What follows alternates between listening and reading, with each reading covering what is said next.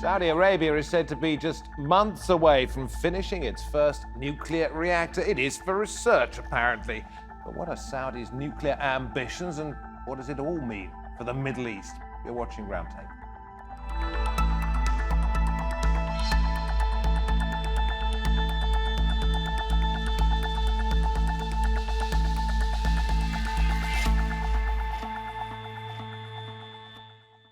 And a warm welcome to the programme from me, David Foster. Saudi Arabia has always been suspicious of the nuclear programme being carried out by its great regional rival, Iran. But now, Saudi's pursuing nuclear technology of its own.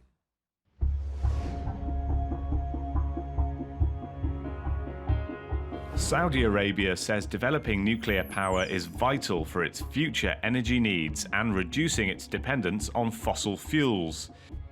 It's said to be months away from completing its first reactor at a research facility just outside Riyadh. In March 2018, Saudi Crown Prince Mohammed bin Salman warned the country would develop nuclear weapons if Iran did so. There are fears that Saudi access to nuclear technology would escalate an arms race and deepen rivalries between Saudi and Iran. A New York Times investigation revealed the US government wants to go ahead with the sale of approximately $80 billion worth of nuclear power infrastructure to the Gulf nation. Some members of the US Congress see the potential sale of sensitive nuclear technology to Saudi as a national security threat. Democrat Congressman Brad Sherman said a government that cannot be trusted with a bone saw should not be trusted with a nuclear weapon. Will global business interests trump keeping the peace in a volatile Middle East? I'm very pleased to say that joining me at the round table today we have Sabah al Khozai, a political analyst and commentator on Middle Eastern affairs. Nick Butler here, energy commentator for the Financial Times. Hassan Hafidh joins us, teaching fellow on Middle East politics at King's College London, and Babak Emamian, an analyst on Iran's political and economic affairs. A lot to get through. So, Nick, let me mention this idea of you can't trust them with a bone saw. That was a comment from the United States. Should we believe Saudi Arabia when it says this is purely for energy needs and that it, in the short term, is just going to be used for medical research? I'm afraid I don't believe them. I think the current Saudi government has lost an awful lot of trust over the last few years. Saudi Arabia used to be regarded as a symbol of stability and order in the region. I think under the current leadership, if you look at what's happened in Yemen, if you look at what happened in Istanbul, this is not a regime that Istanbul one would with rely. the death of Jamal Khashoggi. Exactly. Yeah. This is not a regime I'd trust with nuclear power. So you're an energy expert. Looking at what they have in mind here, what would you think, if you don't trust them with what they're saying at the moment, what would you think the ultimate aim is? I think they are using their desire to diversify their energy supply, which is completely legitimate, but they are ignoring the options that they have and seem to be concentrating on nuclear for what I would see as rather suspicious reasons. They could rely on solar, which is, they have plenty of potential. There's a lot of rain or cloud out there, is it? Correct. They have a lot of potential for that. They could build that up. They could probably build it up more quickly than they could build a nuclear power plant. So why not, Sabah, why not go for the solar option? Why go for nuclear? Because solar option is, it takes too much space, and the other thing it's there is a massive place out there called the it doesn't matter, but it's the maintenance. We're talking about the maintenance and how much you spend. While in nuclear is the latest technology. I mean, in every country in the world, they are using nuclear facilities for peaceful means. So what's wrong with that if the Saudi Arabia uses the same thing, especially when they have Vision 2030? And the Vision 2030, they want, this project is for water purifications and for more electricity. It's 17.6 gigabytes nuclear production. So what's wrong with that? I mean, I think. But an energy expert says solar panels would work. They would be cheaper. You can always replace them with the latest technology. They don't have the dangers that you have associated with nuclear fuels. I mean, is it simply that you think it's a bit difficult? I teach this subject, David. I teach power generation. how you generate power, how you transmit it, overhead transmission cables, and how you distribute it to end suppliers. And the 400 volts, 3 phases, and single phase 230. What I'm trying to say here, in fact, is, believe it or not, Britain imports electricity from France. And because of France, they have nuclear weapons because it's cheaper and easier. Okay, the only thing with the nuclear energy is its risk factors. Now the risk factors has been reduced dramatically because of the technology. So I think one of the most important thing is let the countries use using nuclear technology. But one of the other risks it's felt is that this could destabilize the Middle East, because whether in fact the original intention might be, Babak, for for energy purposes or for medical research facilities or whatever, that at some point in the future, when you have a leader who has said, listen, if Iran gets nuclear weapons, then we're going to do the same, that it may not always stay that way. That's another of the dangers, isn't it? I think we are already there. As you mentioned, the Saudis is mostly reaction to the Iranian nuclear power program. So what is happening right now in Iran? There are two governments in Iran. One is the actual government, which doesn't see as a threat because they know the timeline. They've been through it. It takes 15 years to 20 years for it to come online, and so on. So they don't see it as an immediate threat to them. The immediate threat to Iranian government right now is putting food on the table for ordinary people. Right now, the price of meat in Tehran or in Iran is more expensive than central London. That's the issue they have. But then there is another government in Iran called the Revolutionary Guard. They would milk this politically so much that they would want to take over the entire nuclear program. They already have a space program. Are we talking about a separate program, or as you say, taking over, sort of making it their project and then doing with it as they wish, the IRG? Sure. If you look at IRG, the Islamic Revolutionary Guard, they are now a multinational army now. They're not an Iranian army. And they have their own resources. They have their own technology. And what better to have a nuclear program alongside of it? It gives them more prominence in the world. But the other thing is, by having programs like space program and nuclear program, they attract the best and brightest in Iran to their program, to their own. So when they look at their regional, let's say enemy, let's say that, Saudi Arabia, when they look at their regional rival, Saudi Arabia, and they see that Saudi is going ahead with its nuclear plans, what do the Iranians think? Well, then again... Or the IRG, yeah, as you say. exactly. What do they think? First of all, IRG are not anymore a national army. They're a multinational. They're like, you may laugh at it, it's like Expector, the James Bond. They're just become like that. Now they're in Venezuela, they're all over the place. They have their own resources. And it's not only the military wing which is now the problem. It's their financial wing, the cyber wing. They become so sophisticated. What do they think when they look at Saudi doing this, though? Well, they use it as an excuse to expand themselves, to get funding for themselves, to go out there and obtain more funding, become more expansionist. And then if you look at last year, when they were shooting the missiles without the approval of government, testing the missiles, they were trying to tell the Iranian people, oh, if the Iranian government cannot take care of you, the Revolution Guards are here to take care of you. So Hassan, all of this sounds like it's raising the temperature in the Middle East, which is already metaphorically as well as physically a very hot place. Yeah, absolutely. I mean, it's definitely upping the ante right now, talk of nuclearization on Saudi Arabia's part. Having said that, I mean, if we just take a bit of a brief timeline, I would concur that Saudi Arabia has been somewhat reluctant to engage in nuclearization, at least historically. They are signatories to the Non-Proliferation Treaty, it must be mentioned. And I want to go into that in some detail in a moment, because there's an important part that Saudi Arabia has opted out of when it comes to that treaty. Carry on. Yeah, I was just going to note that they don't abide by the IAEA inspections, which is remarkably ironic if we just contrast that with Iran, that's been inspected 14 times now since 2002 by the IAEA, who are no friends to the Iranian government by any stretch. It was actually based on an erroneous claim in 2002. Let me spell it out here, because you're mentioning that they're not party, they don't allow inspections.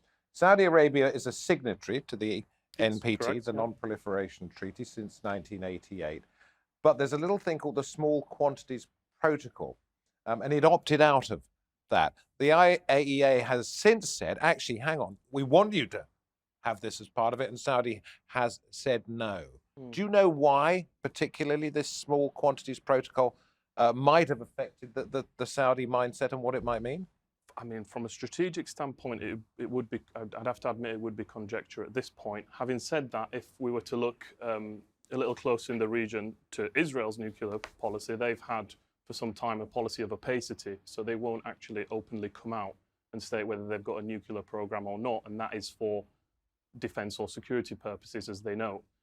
So my only guess at this point is that Saudi Arabia could be looking to imitate something like the Israeli. Do not wait for me to ask a question. If any of you feels that you want to ask either one of the other co-commentators something or say something in reaction to that, just jump in. I just wanted to add, Yeah. I would just, to remind you, gentlemen, this is not a reaction from the Saudi government towards what's Iran program, nuclear program. The negotiation between Saudi Arabia and the U.S. administration is since 2012. 2012, they've been negotiating the same thing. They are seeking the nuclear technology, the nuclear knowledge. So this is not a new. Yes, They've but got neither is the Iranian nuclear program. It's been going on since before 2012. So you can't say that simply because it started in 2012, the current circumstances only apply. Yeah, but still, I mean, I don't understand, 6 nations, 5+1, they trusted Iran and they signed, a referendum, they signed, an accord, the nuclear deal, and you don't trust the Saudis? Why? What's wrong?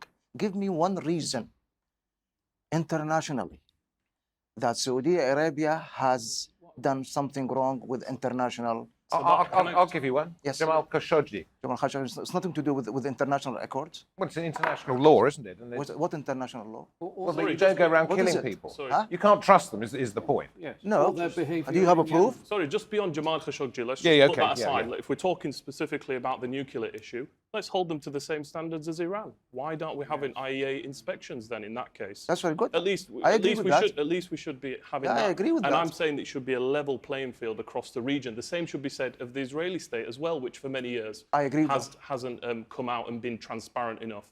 At least, I mean, you can say a lot of things about Iran, but if one thing's the case is that given that it is a heavily sanctioned state, they've got more of a case for the need for nuclear technology. I mean, if you go to Iran, they're having electricity blackouts every 2 minutes. And they're not able to sell their oil, whereas Saudi Arabia doesn't have that problem. So I struggle to see how the real need, to be honest, to develop nuclear technology. Nick? I think the Saudis have just not realised how distrusted they are now. Distrusted? Distrusted under the current regime, which was not the case under the previous regime. Nick, you say regime. This is a family. This is a monarchy. Yes. 80 years there. Okay, They but are not- you could they are still not a call it regime, couldn't you? I mean, it is They a are a ruling family. family. But It is an It's like, the One Queen crown here. It is an prince- autocratic state. But I think Prince Naif, who was the predecessor, as the effective leader of the regime, is a very different person from the current Crown Prince, who is eccentric, erratic, who was engaged in a war in Yemen without any regard for the humanitarian concerns. Has put And then forward a let's also bizarre add to that program that of the Iranian reform. involvement in Yemen is pretty murky as well. but No, we're talking- there are very few innocent people in Yeah. the Middle East, David, but I think that the Crown Prince has elaborated and exaggerated the differences over the last 3 years. Can we and talk- that's why he's distrusted. Can we talk technicalities here? Because I don't want to get into the Saudi said, Iran said type of thing. Okay, let's talk technicalities here. Apparently, the reactor could be up and running by 2020. That is next year. That has is the to first small reactor. What What has they to want is a happen much bigger program before than that? Because I understand that they're looking at the United States for some of the know-how. They're looking at Yes. South Korea, China. China. I France. think, France. What has to David, happen? the small, You're the energy the expert. small reactor will go ahead. I think what's at stake here is whether they go ahead with a full-scale program of civil nuclear power, which they're talking about now. For the first time at this level of seriousness, they're talking to the Americans. They've been talking to other countries. I don't think the Americans, given the congressional reaction will supply them with the equipment. This is not just for this one small first reactor. This is for a full gigawatt plus program. And I think 17.6. that displays the distrust. They could, though, turn to other suppliers. And my concern would be what you said earlier, that once one more country in the Middle East acquires nuclear capability, everybody will want it. And that further destabilizes a destabilized region. Well, yeah, who else would be looking at it? We have Israel, we have Iran. Right. I think Abu Good friend. Dhabi, Abu Dhabi, the other countries in the region, Egypt. I think that this would just all spread. These things are possible? All these things are certainly possible. That's dangerous, just- isn't it? ju- just Come to- back to you in a minute, Babak, if I may. Yeah, Hassan. I was just going to say, just to clarify, there isn't actually any substantive evidence thus far that Iran is pursuing a nuclear armament. No, I do understand. So we need that, to, but it has we a need to just nuclear. clarify not It to has a conflate nuclear program. technology with nuclear weapons. Yeah. No. And Babak. that goes for all the Yeah. other countries, bar Israel at this point. You went through the list of countries who are trying to obtain nuclear power plant. But I would say, what about, and perhaps then develop it, weaponize it and have a nuclear weapon. But what about then organization like Revolutionary Guards? It doesn't have to be a country. They could have the technology. So I think the Americans, they were ahead of time this time by actually calling the Revolutionary Guards as a terrorist group in order to stop them, because they were anticipating. But they're also talking about the same of the Muslim Brotherhood as well now. So, Exactly. Yeah. yeah, you know, we don't know where Yeah, the Americans come from. Yeah, but their this international was policy, really, do we? Specifically, they were anticipating they would be reacting like this. They would be using this as an excuse for them to take over the Iran nuclear program and develop their own technology. But given the way America, under its current leader, has behaved and the fact that Congress may well be against this, do you see this as going through? Because I quote from an article I picked up a couple of hours ago that says US Energy Secretary Rick Perry's approved 6 secret authorizations by companies to sell nuclear power technology and assistance to Saudi Arabia, according to a document Reuters has seen. Yes, what he didn't do was put that before the Congress, which is required in the US, and they are now pushing back on that. Yes. I don't think the US will supply it. Okay. I think the Russians might. And the danger there is what? The Oh, danger- sorry. What is the difference there? Let me not say The danger. technology is basically the same. Yeah. The difference would be that Saudi Arabia, instead of using power for all the good reasons they're talking about, medical, desalination, and so on, which they could, I'm not convinced by your view that they couldn't use solar power. You say they don't have space in this vast kingdom for sorry, some Nick, nuclear. Can we leave that to one side? No, 'Cause I know but you this both is disagree. crucial. But I didn't say they that, have a you know. choice. Well, you did sort of. No, I didn't say said they. they've got the empty quarter. No, I didn't say they couldn't. I said there's no use. It's not like nuclear. We are in 21st century, ladies and Producing gentlemen. power you know. for We only have a Yeah. limited amount of time. Yeah. Can I just Hassan, note, yeah, of course. Can I just note that this signal for nuclearization, whether we're debating whether it's for purely for civilian purposes or for armament, really is a testament to the Saudi Arabia's perception that there is a waning of Pax Americana in the region. They feel that they can't depend on the US to outsource their security like they used to.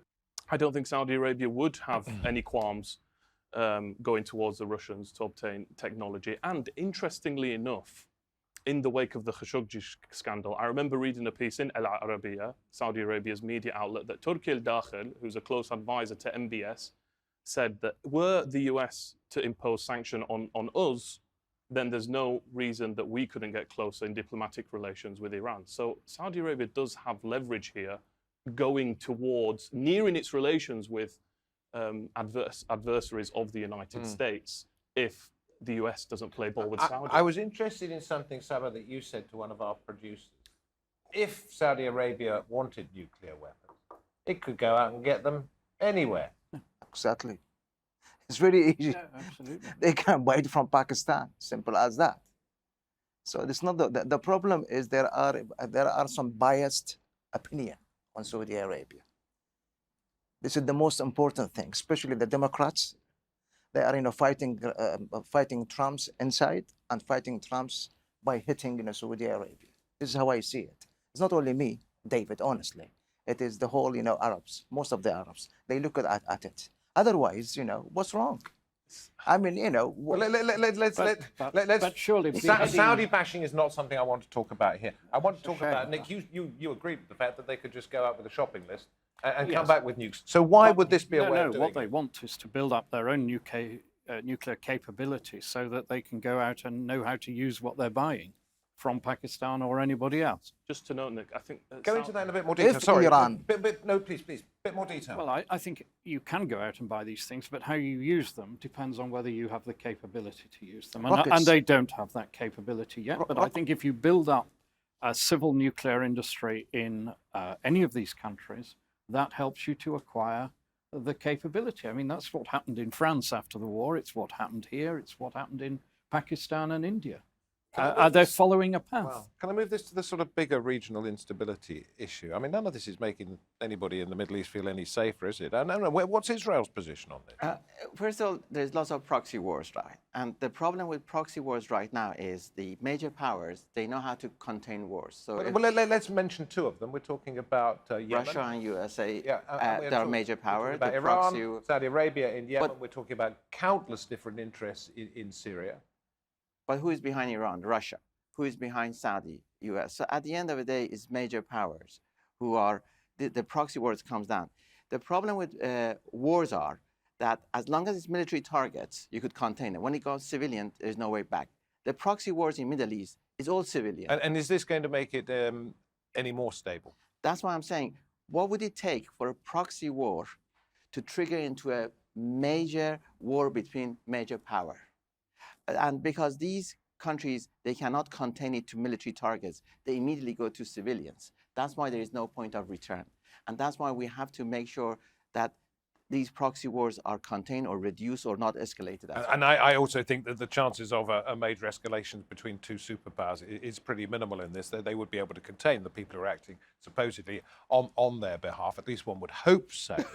Exactly. Well, I mean, if you look at arms proliferation, for example, I mean, Saudi Arabia and the United Arab Emirates are some of the top spenders of conventional weapons from the United States, whereas, and this is why I don't like to get into to playing too much into the hyperbole of there being a regional rivalry. Granted, there is a series of proxy conflicts taking place. Is it hyperbole? But it's there's evident. a massive I think- regional rivalry. No, isn't there is a massive. Look, there is a rivalry of sorts, but how is it framed? How is it actually packaged? If you look at Iran's spending on military, it's minuscule relative to Saudi Arabia and the United Arab Emirates. Granted, Iran has a radically different foreign policy strategy to some of the client states of the US, but that isn't to suggest that they are looking to aggravate or exacerbate conflict per se. For example, if we're looking in the wake of the onset of the end of the Syrian conflict, we see that Russia, Turkey, Iran are now part of the the Geneva III meetings. So I think, hyperbole or not, this is only adding fuel to the fire, isn't it? on whose part, who's adding Well, it's the one fire big here? fire, the Middle East, Yeah. isn't it? I mean, But I've been reporting on it on and off for the last 30 years. Yeah, but I'm countering The this. fire hasn't gone out. I'm countering this notion that it's mutual, if anything. I think you've got some powers who are looking to mitigate conflict and some who are looking to exacerbate So it. you're relatively optimistic, Not necessarily relatively optimistic, but I think there's... not terribly pessimistic. Not terribly pessimistic, but hopefully, and I don't want to even necessarily play up this idea that Saudi Arabia is looking to pursue nuclear arms, because the record is Saudi Arabia has historically been very reluctant of actually pursuing nuclear armament. It's only now since 2003 we started But to it would see be talk fair of to this. say, though, wouldn't it? Until you do something, you haven't done it. Well, So, precisely. until this happens, we can't say whether or not it is going to Can I say something? Yes, of please? course. We only have a couple of minutes left. Yeah, Crown Prince Mohammed Salman, he said it very clearly to the American media. He said, "Look, if Iran get a weapon, a nuclear weapon, we will do. Yes. I said, if not, we will not." But the solution to the Middle East is very clear. The Arabs has very clear stance.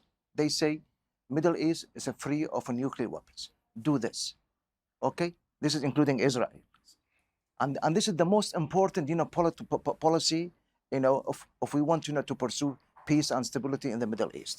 This is one. And to solve the Arabs and Israeli conflicts, the Arabs has got, a stand, which is,